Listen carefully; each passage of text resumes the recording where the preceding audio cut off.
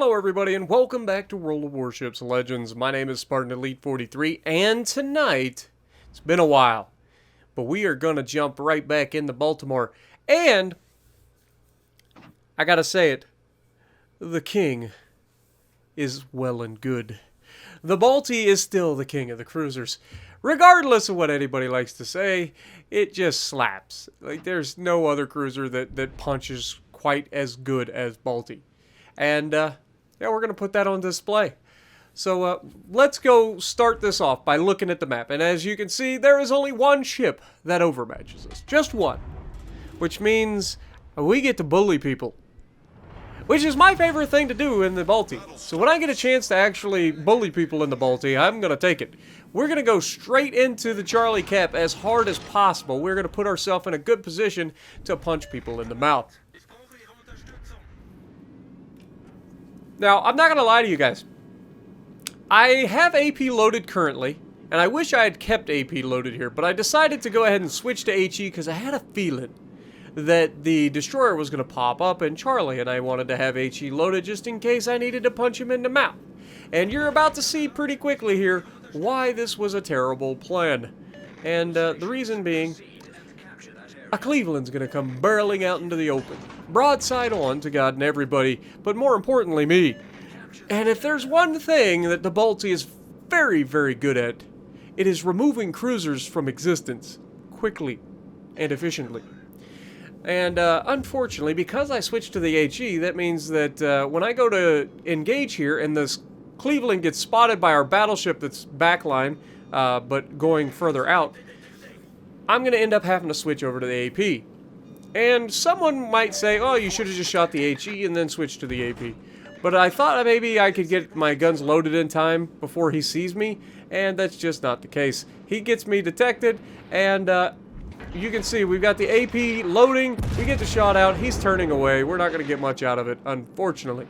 We do get a decent chunk, 1,700 damage, but you see 3 ricochets. He starts to over-angle, and we're going to show him just how little angle I need to actually citadel this man.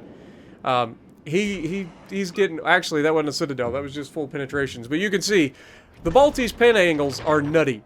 That guy was still angled relatively well, and we still punched right through for 7 penetrations. 4 full and 3 overs. But then he over-angles going the other direction, and once again, we're just going to go ahead and show him just how nasty our AP is. And we punch him again, only this time only one of them hit. But then this Bismarck, you know, we've had this fight. How many times I got to show people just how stupid it is to rush a Bismarck or rush a Balti in a Bismarck? It's not going to go in your favor, especially when the Balti knows what he's doing. Now, obviously, we have a 27mm bow, which means he cannot overmatch my bow. Which means he's got no chance here. None. And we were already punching him, and now he's over-angled. We're going to be able to go through that bow side plating just ahead of his main armor and punch him in the mouth even more. Get the rear guns involved, use that. We're still angled relatively well. We're starting to worry a little bit potentially about getting shot by the main guns here. So we take a good shot, and he's going to get burned down. The secondaries, or the main guns of the Bismarck behind me, manages to finish him off. Now, we're already at 41,000 damage, and we're just getting started, folks. Like this match could have been absolutely ridiculous if everybody on my team wasn't as good as they ended up being. But we're going to push up a little bit. We want to get the base cap first. I don't want to put myself in a position. You can see, I radared because I was starting to feel some type of way about the fact that there was a destroyer that captured the middle base behind me.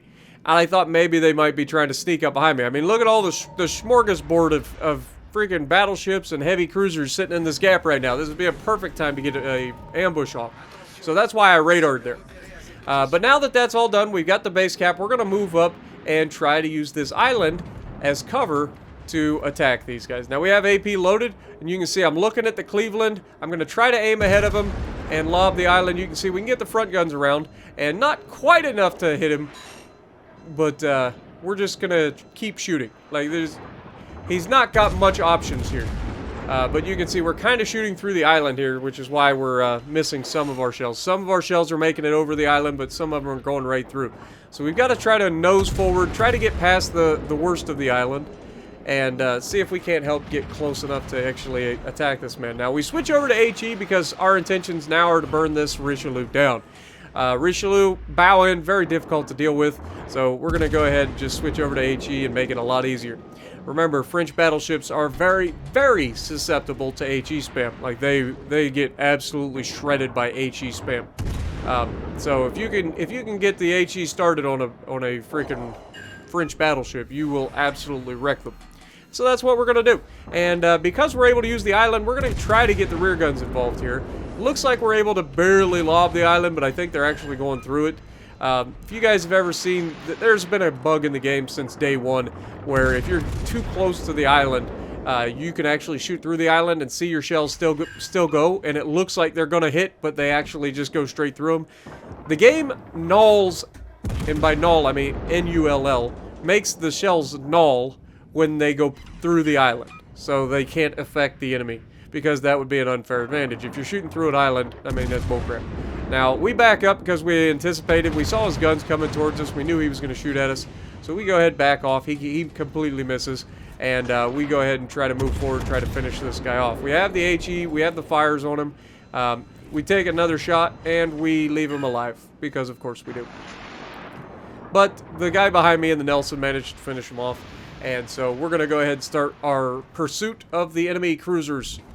Now, obviously, we have HE loaded. We're not going to make the same mistake we made earlier. We're going to go ahead and fire that HE and then switch over to armor piercing. See if we can't finish these guys off. Now, we've got a Cleveland out here. We know the Cleveland has no hit points, so we're going to go ahead and try to catch this Cleveland off guard. We've got the armor piercing loaded. We take the shot, leading him over the island, and then going straight bow into the Zara. And it takes a few seconds for the rounds to get there, but you can see we actually managed to citadel him. And he's broadside on. Of course we're going to citadel him. We use the Artisan's Touch, or whatever it is. AP Absolution. But we narrowly avoid these slow-moving torpedoes that I didn't see coming.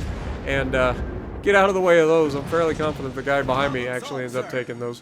But we're going to just move up and try to help.